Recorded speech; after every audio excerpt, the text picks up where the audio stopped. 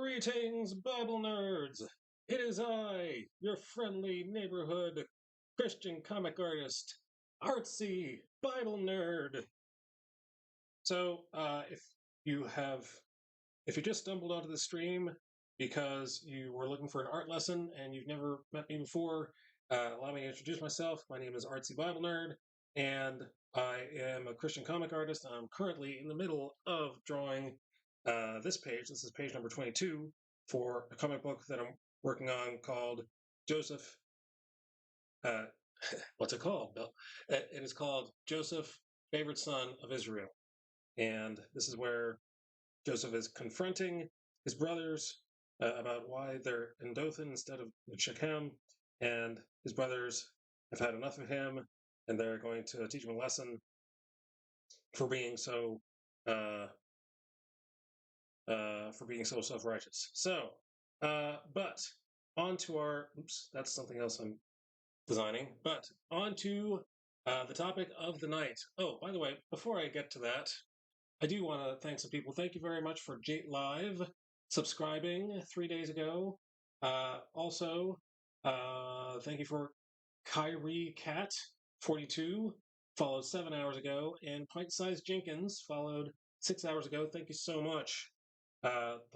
Your follows and your reviews and your subscriptions are very welcome, very helpful.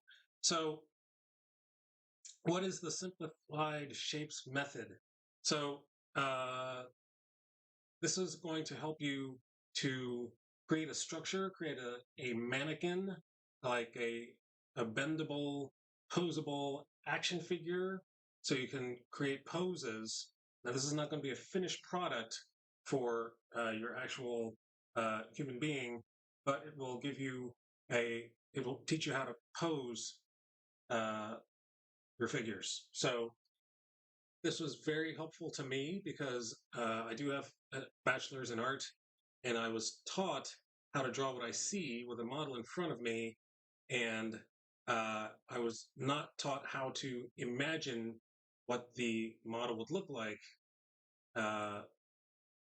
So what the model would look like without the model being in front of me. So there's only so much you can do, right? You can't take your model everywhere with you. You can't take your action figure with you. I guess you could take an action figure with you wherever you go. But for our cases, for today's lesson, let's just assume that you do not have a model, you do not have an action figure in front of you, but you have this knowledge. So, without any further ado, the first thing I'm going to do is let's figure out how tall our figure is going to be. This is going to be a man, and he's going to be that tall, from that distance, the feet at the bottom and the head at the top. And the middle is going to be right there. And then from that middle section, we're going to draw from 2/3 up from the middle and 1/3 down from the top. We're going to make another line. So we're doing some measuring right now. One of my favorite things to say often is engineering and art are similar in the fact that they both do measuring, but engineering measures with rulers and machines and computers, and artists measure with their eyes and their hands. And there's a place for both, but for right now, we're going to use our eyes and our hands. And don't worry if it's not an exact third. Don't get out the ruler. Pardon me for hydrating. Don't get out the ruler and make sure that it's an exact third. Art is meant to be, it's not meant to be exact. I've actually proven this to myself. I've tried doing this method with exact, like, protractor tools, and as soon as you use rulers and French curves to make a human being, that human being starts to look like a robot. So unless you want to make a robot, do not use exact tools. So anyway, so we were doing the measuring. The first thing we want to do is make an oval approximately here. Now, this oval is going to approximate the rib cage. So the next line is going to be the sternum line. So I'm going to say some words, I don't know a lot of anatomy. I'm not a doctor. I'm an artist. I'm an artist, not a Dr. Jim. But the few words that I do know from 11th grade health class is what I'm going to use. So we're going to draw the sternum line. So depending on where you want the sternum to be, for example, if you want your character to be turning this way and looking that way, and you want the sternum to be on that side. If you want the character to be looking this way, then your rib cage is going to be going this way, and the sternum will be going on that side, like that.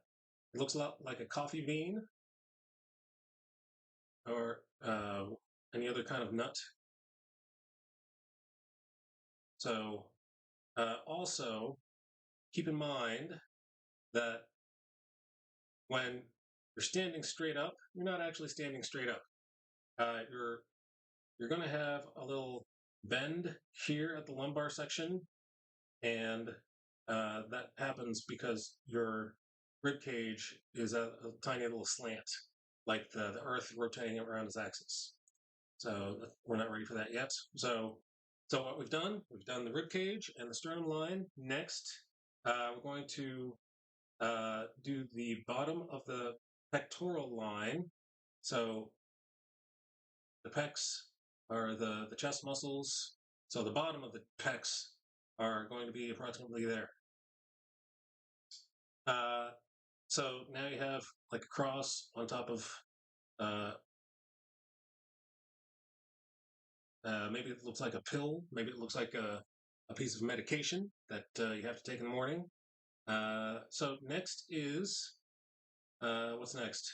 We're going to draw two parallel lines along the side of the sternum, parallel to the sternum. And if you could see the other side, that would go along the other side, or right around there.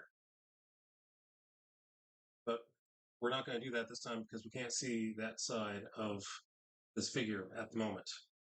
Next, we're going to do an upside down U. So the U goes to exactly to the side where we just draw that line, and then we're just going to imagine where that line ends up on the other side, the visible line on the other side. Next, we're going to draw a line for the clavicle. Just going to go straight across. That's the same area that we drew that hash mark for the 1/3 down from the very top line. Next, where am I? I'm cheating by looking at my notes. Next, we're going to, let's add a head. So the head is going to be an egg shape for now. This is not a very detailed figure. So what I do to make the head, I draw an egg, and the flattest side of the egg is going to be where the nose is. And then I'm going to show where I want the nose to be by drawing that line. That's where the nose is going to line up. Next, we're going to draw a neck. So the neck is not straight down in the back of the neck. It's going to have a little curve because of I forget what those vertebrae are called. Because once again, I am not a doctor. I think, let me change that. Right, put it right here. I think I like that a little better than where I had it before. And then the second line will usually come from the bottom of the chin. If you're drawing from like a diagonal right here, I usually put the other side of the neck on the bottom of the chin. Next, we're going to draw a V shape for the collarbone. And when I say V, I mean elongated V, like it was smushed by a piano. Next, so that's where the collarbone is going to be. Next, we're going to draw two almond shapes. So these almond shapes are going to be for the shoulders, the deltoids.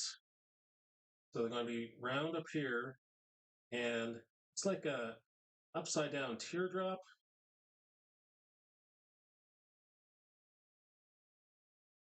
So you're kind of like the shoulder pads that a football player wears, and then you have another one over here, goes down, and then curves in, and then curves out.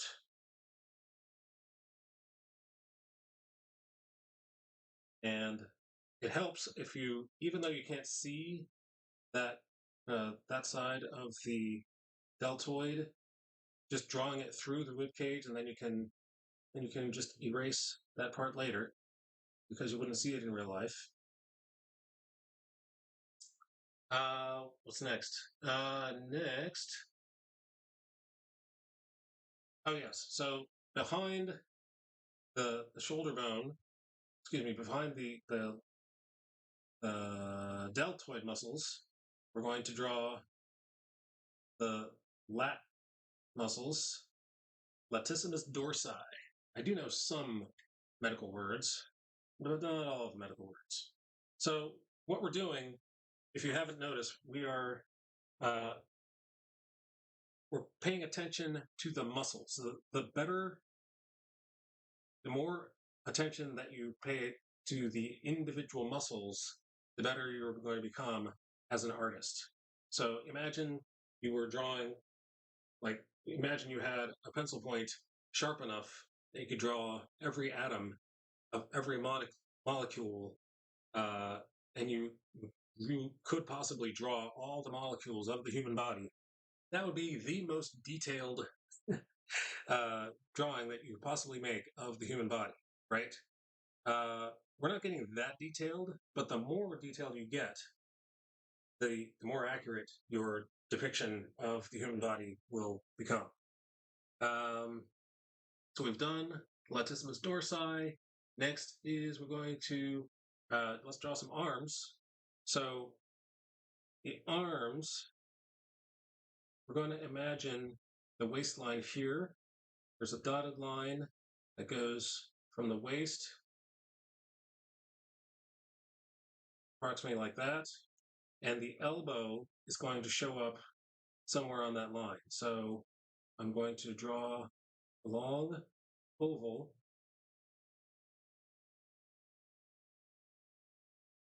And that's going to be the bicep and the tricep. So that's going to be the upper arm. And notice how it intersects the deltoid, shoulder muscle. Let's do that differently. It's going to be more on this side. It's going to be more like this.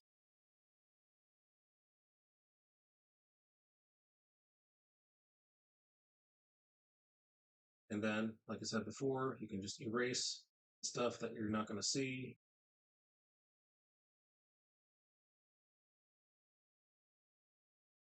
Oh. Oh. Eraser, I said. Eraser. All right. So now you can start to see what it's going to look like. You start to see the head, the mannequin, what it's going to look like. So we have the head, the shoulders, the upper arms. Next, let's do the lower arms. So the lower arms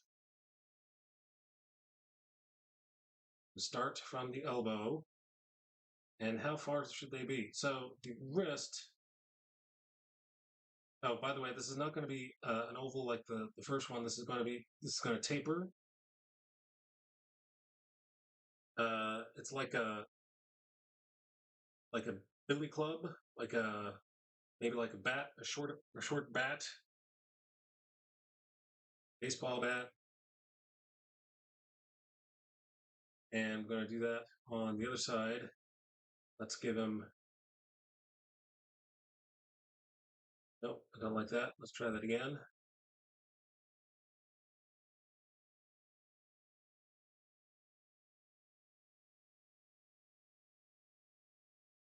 And you can just close that if you want. That's going to. This is your drawing. All right, what's next? Next, we're going to. If you're going to make fists for this, uh, right now, let's just make fists. Right now, we're just going to draw some hexagons for fists. There's 3 sides, 4, 5, 6 sides. And then on this, 2, 3, 4, 5, 6. 6 sides. So we're not going to get too detailed today, but I do want to show you why we're drawing hexagons, because the fist, the thumb fits around there, and then the fingers will do this.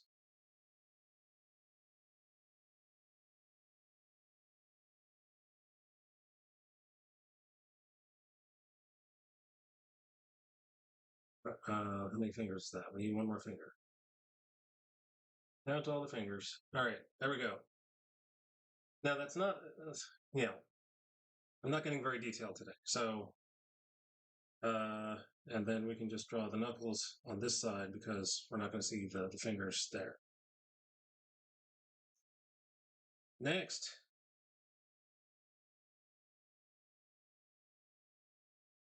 where's my cheat sheet? Okay, so now we have a tuna can approximately here, brought down. It's going to be a cylinder shape. And by the way, I should have said this earlier, is the level of experience that I'm teaching you is, I'm assuming that you know how to draw simple shapes. I'm assuming that you know how to draw a sphere, uh, a cylinder, a cone.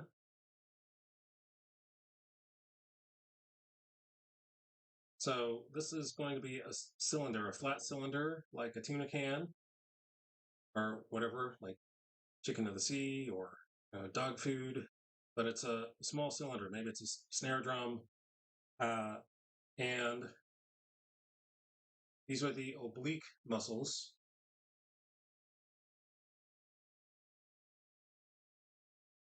And then we're going to draw home plate. So we're just going to, this line, we're going to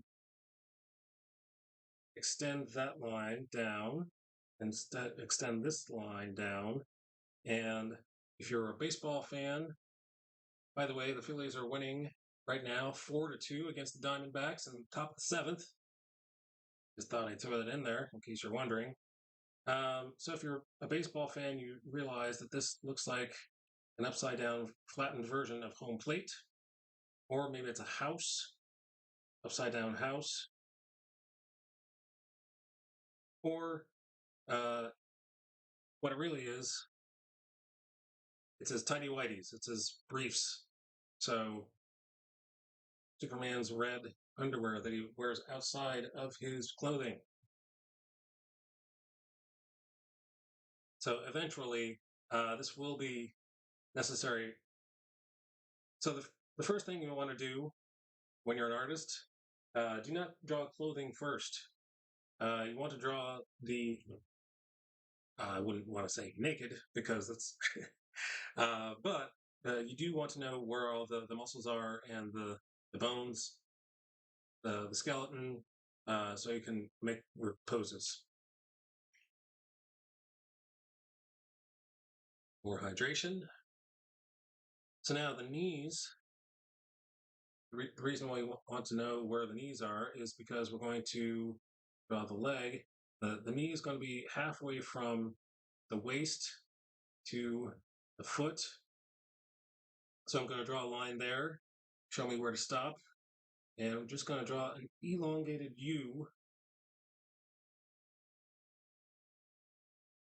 from one corner of the house to the other corner of the house. And then I'm going to, let's draw a kneecap here. And this shin, we're going to, so nobody stands exactly straight up and down. Nobody stands at a 90-degree angle. So I'm going to erase this knee and the leg. I'm going to,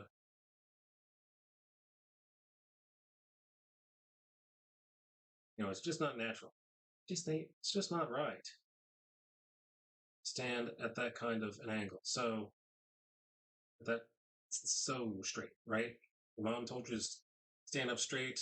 She didn't mean stand up that straight. She meant stand like a human, straight as you can. So now, just bring that all the way down.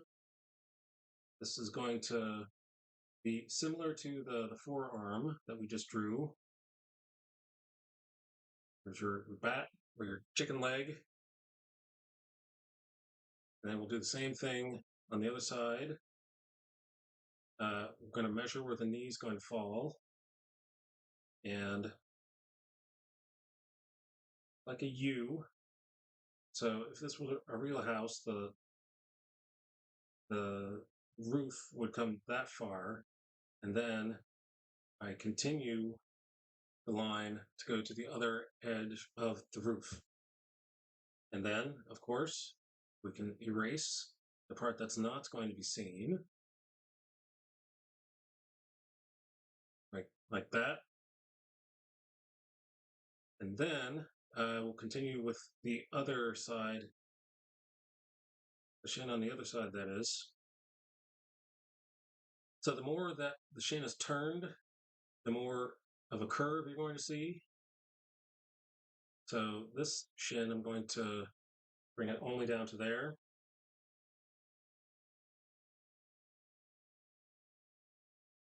Gastrocnemius muscle. That's one of those words. It's one of those words that I remembered from 11th grade because I knew I'd need it one of these days. Oh, and don't forget to look at the hands. I'm going to take another look at the hands when we're all done.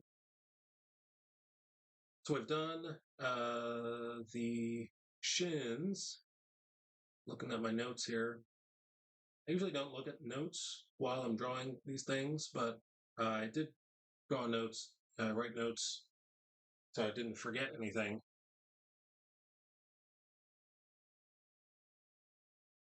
All right, so let's talk about the quad line.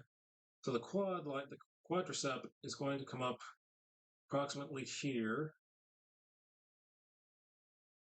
It's going to go from the middle of the right side of the briefs and follow the contour to the back of the knee. And then we'll do that mirror version, a mirror image on the other side. And then we're going to draw some knees. We just use some ovals for knees. Now, keep in mind, this is still not detailed. This is not real anatomical drawing. This is just getting a feel for where you want all the parts to be. And above the knee, you can go a little V shape above each knee.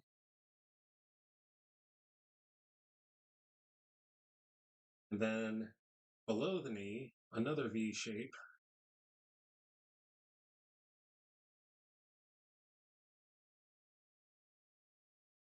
Like so.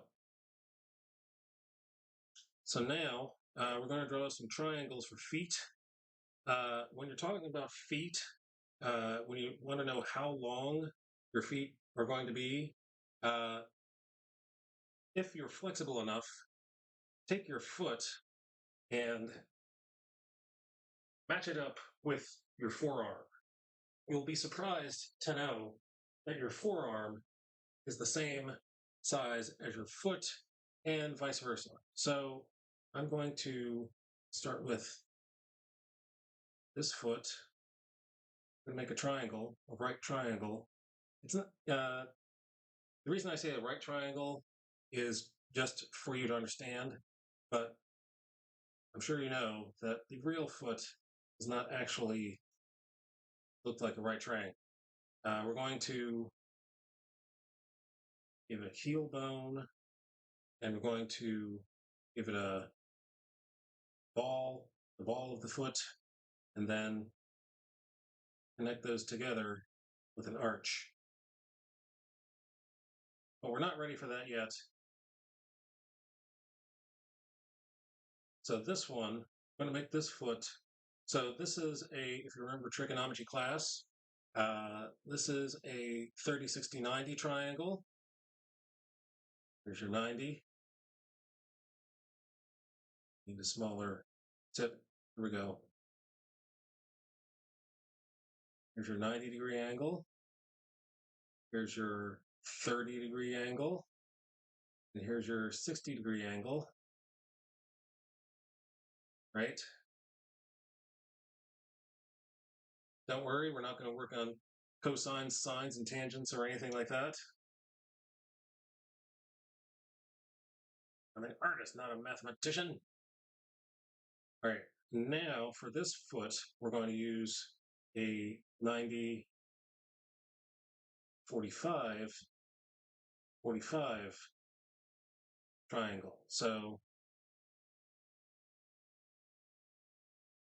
and you'll be surprised to know. So you might have to fix some things. I don't like the way that looks. Actually, the way I drew the shin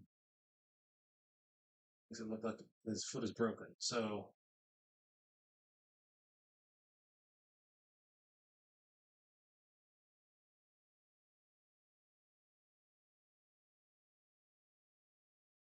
don't be afraid to use the eraser.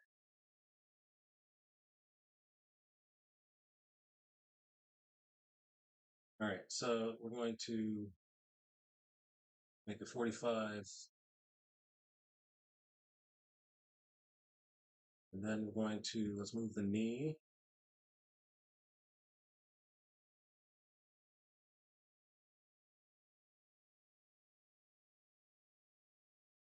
Make that a bigger point.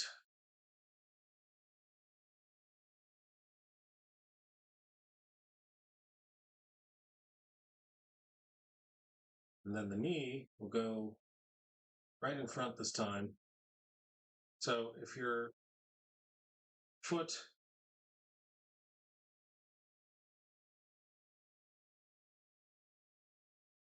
sorry, just fixing stuff. Doing some renovations, doing some plastic surgery.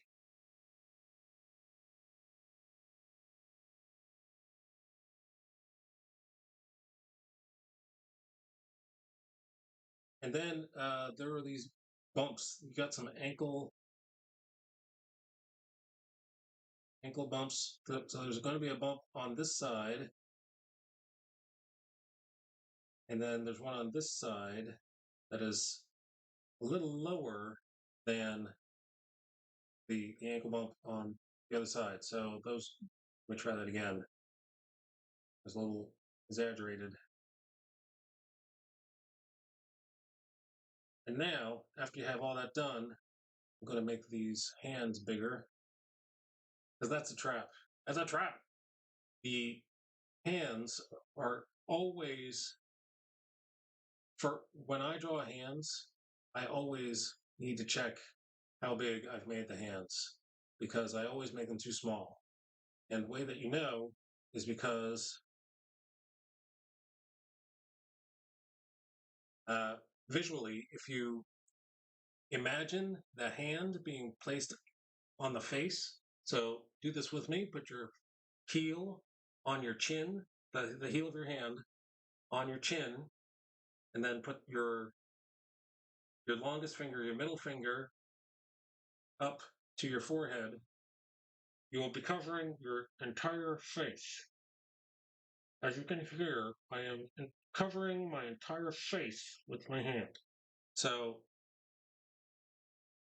if your character's hand looks like it's not big enough to cover the entire face, then you need to make it bigger.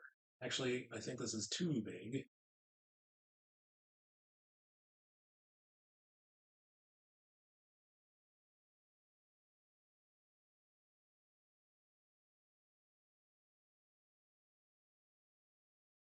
And click OK.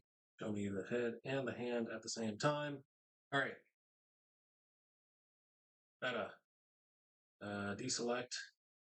And let's get this one to be bigger as well.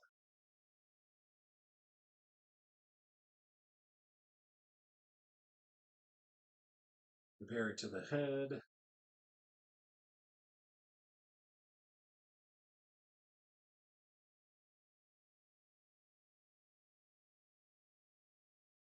I think that wrist looks a little exaggeratedly small.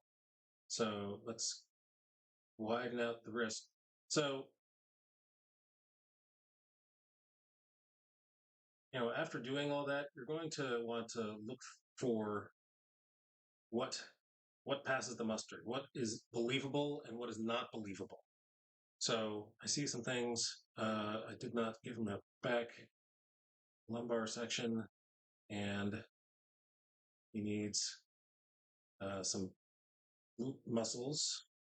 And then after you're finished with the proportions, if you're happy with the proportions, the legs look a little small. So thank goodness for digital tools. Thank God. Let's transform. And then we'll just pull this.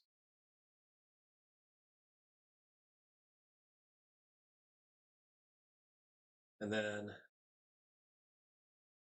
the reason that artists step back to look at their work repeatedly is to make sure that the proportions are exactly where they want them to be.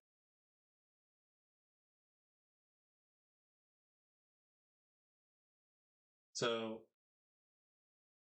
another thing that I see is the far hand looks bigger than the near hand, and proportion is not supposed to work that way. So let's make it slightly smaller than the near hand.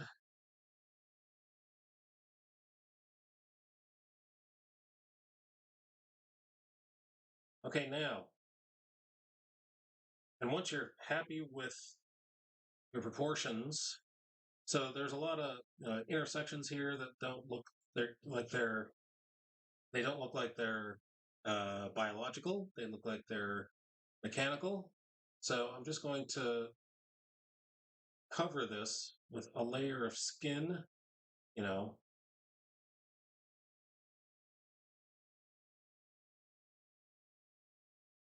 all these joints need to be smoothed out. This, I need to have a tiny circle here for the elbow.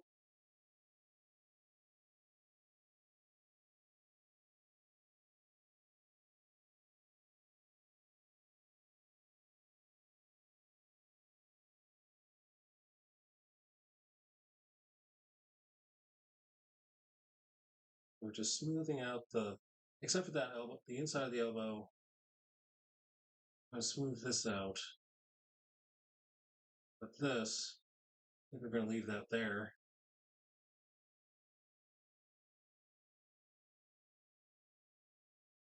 And the legs, see the back of the knee looks a little robotic, so we're just going to smooth that out. Front of the knee as well. The ankles. A man's ankles are going to be thicker than a woman's ankles.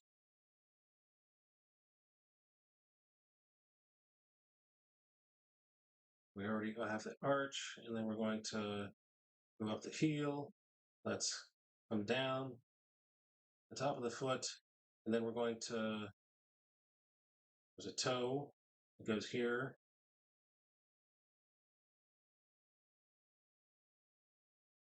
And then the foot has a slight arch, at least ideally. There should be a slight arch there. And then we're just going to erase the geometric shapes that we used.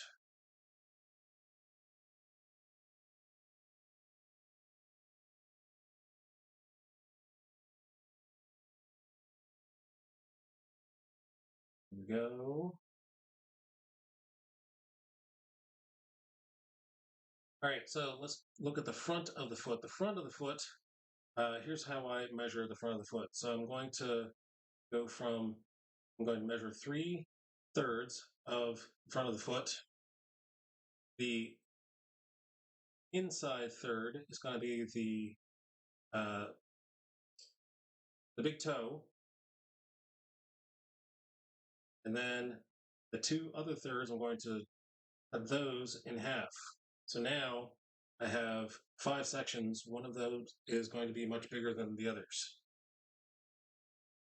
So I'm just going to, from the bottom, and we're going to make it not so flat, not so straight and flat and level. We're going to make the big toe section bigger. There's no other word for that. And it's kind of like a crescendo or decrescendo. For those of you who are musicians, it's going to slant. It's going to get bigger on one side and smaller on the other side. And then each of these gets a little arch on top of each toe. Gotta clean that up with an eraser. Pardon me if I knew you were coming. I'd have cleaned my foot here.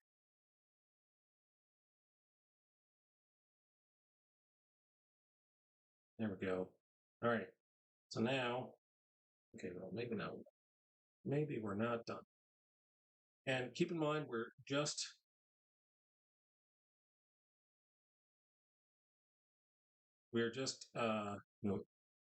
what's the word I'm looking for?